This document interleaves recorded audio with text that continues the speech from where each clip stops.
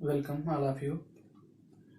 ये आप आज का टॉपिक पढ़ेंगे chromosomal theory of inheritance.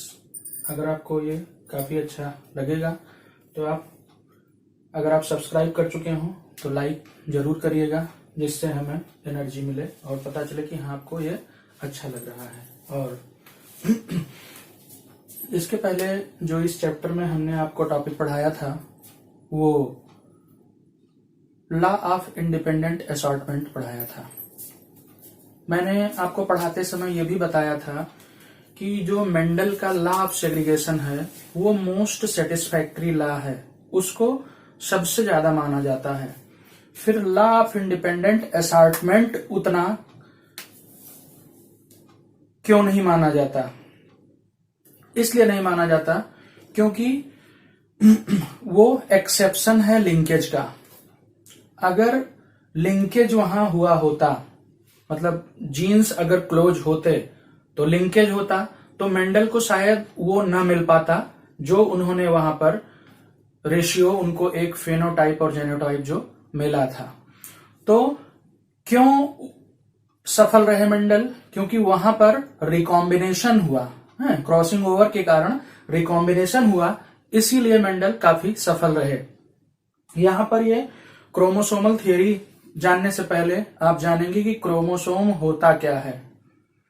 Chromosome में पूरा का पूरा क्रोमोसोम अगर स्टेन किया जाए तो एक क्रोमोसोम में 2 क्रोमैटिड्स होते हैं, एक सेंट्रोमियर होता है। एक नॉर्मल क्रोमोसोम में उसमें क्रोमोनिमेटा होते हैं, जिसके ऊपर क्रोमोसोम बना किससे किससे होता है ये आपको जानना होगा। क्रोमोसोम में जो होता है इसके 2 मेन कंपोनेंट्स होते हैं। कौन से 2 मेन कंपोनेंट्स होते हैं? एक तो उसमें डीएनए होता है, डीएनए पर नेगेटिव चार्ज होता है, और दूसरा हिस्टोन प्रोटीन होता है, हिस्टोन प्रोटीन के ऊपर पॉजिटिव चार्ज होता है। ध्यान रखिएगा, अगर इनकी सुपर क्वाइलिंग हो जाती है तो न्यूक्लियोसोम फॉर्म हो जाता है। तो अगर हम अनक्वाइल करें क्रोमोसोम्स को तो अनक्वाइल करने पर हमको उसमें हिस्टोन प्रोटीन और डीएनए मिलता है। डीएनए क्या है? केमिकल बेसिस ऑफ हेरिडिटी है, और न्यूक्लियोसोम क्या है? वो फिजिकल बेसिस ऑफ हेरिडिटी है।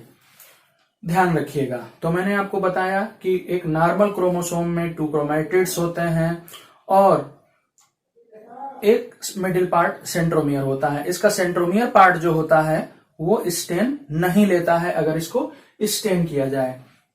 क्रोमोसोम्स होते कहां हैं ये मैंने सेल चैप्टर में आपको बताया था कि क्रोमोसोम्स का जो मतलब जो सेल का जो कंट्रोल टावर होता है वो क्या होता है? न्यूक्लियस। और न्यूक्लियस के अंदर ही क्रोमोसोम्स होते हैं, और क्रोमोसोम्स में क्या होते हैं? DNA and histone protein. अगर किसी क्रोमोसोम में हिस्टोन प्रोटीन नहीं है, जैसा बैक्टीरिया के केस में है, तो वो फॉल्स क्रोमोसोम या प्रो क्रोमोसोम कहा जाता है। ठीक है, तो इसको बिल्कुल आप ध्यान रखिएगा। इस क्रोमोसोमल थियरी को दिया किसने? इसको वाल्टर और सटन ने दिया। इसमें बताया कि मियोसिस में जो हमारे गैमीट होते हैं, मेल गैमीट और फीमेल गैमीट, वो दोनों मियोसिस से बनते हैं, और फिर फर्टिलाइजेशन में मेल और फीमेल गैमीट का फ्यूजन होता है। इससे generation to generation number of chromosomes constant रहते हैं। ठीक, इसको वाल्टर सटन और थियोडोर बावरी ने 1902 में दिया था। किसने दिया था? सटन एंड बावरी ने 1902 में। ये पैरेलल होता है बिहेवियर, इसका होता है जीन्स के। किसका? क्रोमोसोम का। और मोस्टली क्या होता है? क्रोमोसोम्स अकर इन पेयर्स, ये जोड़े में पाए जाते हैं। और मेंडल ने इनको क्या कहा था? फैक्टर कहा था। अब इनको क्या कहा जाता है? In this days they are called genes. अब हम उन्हीं को, जिनको मेंडल ने फैक्टर कहा था, उनको हम अब क्या कहते हैं? जीन्स। जो एक जैसे क्रोमोसोम्स होते हैं उनको होमोलॉगस क्रोमोसोम्स कहते हैं। वो कहां पर सेपरेट हो जाते हैं? ड्यूरिंग मियोसिस, क्योंकि मियोसिस के समय क्या होता है? Crossing over. Like the pair of similar and dissimilar alleles of Mendelian factor separate at the time of gamete formation. Gamete formation के समय अलग अलग हो जाते हैं. कौन अलग अलग हो जाते हैं? Homologous chromosomes. और बाद में वो कहां पर मिलते हैं? फर्टिलाइजेशन के टाइम पर मिले तो different chromosomes Orient and separate independently. कैसे सेपरेट होते हैं? इंडिपेंडेंटली. कहां पर? During meiosis. Like Mendelian factor की ही तरह, बिल्कुल जीन्स की तरह ही. और जो पेयर्ड कंडीशन होती है दोनों क्रोमोसोम की, वो रिस्टोर हो जाती है. कब? फर्टिलाइजेशन के समय. फर्टिलाइजेशन क्या है? जहां पर मेल और फीमेल गैमीट दोनों मिले, उसको हमने क्या कहा? Fertilization. Both Mendelian factors and chromosomes maintain their individuality from generation to generation. पीढ़ी दर पीढ़ी वो अपने आप को मेंटेन रखते हैं.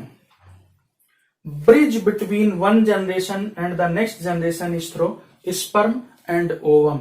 आधे क्रोमोसोम स्पर्म से आए 23 प्लस एक सेक्स क्रोमोसोम, और एक एग या एक ओवम से आया 23, मतलब ह्यूमन के केस में बता रहे हैं 23 प्लस एक्स. तो ओवम में तो 23 प्लस एक्स पक्का है. स्पर्म में अगर एक्स वाला आएगा तो फीमेल बेबी, और अगर वाई क्रोमोसोम वाला आएगा तो male baby. Carry all the hereditary characters. ये ले जाते हैं सारे हेरिटरी कैरेक्टर्स को, आनुवंशिक लक्षणों को. Both the sperm and egg contribute equally. बराबर कंट्रीब्यूट करते हैं हेरिडिटी को अपने ऑफस्प्रिंग में, अपनी संतानों में ले जाने के लिए. और ये सारे कहां पाए जाते हैं क्रोमोसोम? पहले ही बता चुका हूं कि nucleus contain chromosomes. Therefore, chromosomes must carry the hereditary characters. ये hereditary characters को ले जाते हैं. ये मैंने आपको बिल्कुल समझाया. जो क्रोमोसोमल थियरी थी आपको समझ में आई होगी. नहीं आई होगी तो एक बार और इसको देखिएगा, आपको क्लियर हो जाएगा. अगर आपको अच्छा लगता है तो लाइक करें, और दूसरे लोगों को जिनको इनकी जरूरत है उनको भेजें या उनको सब्सक्राइब करने के लिए प्रेरित करें.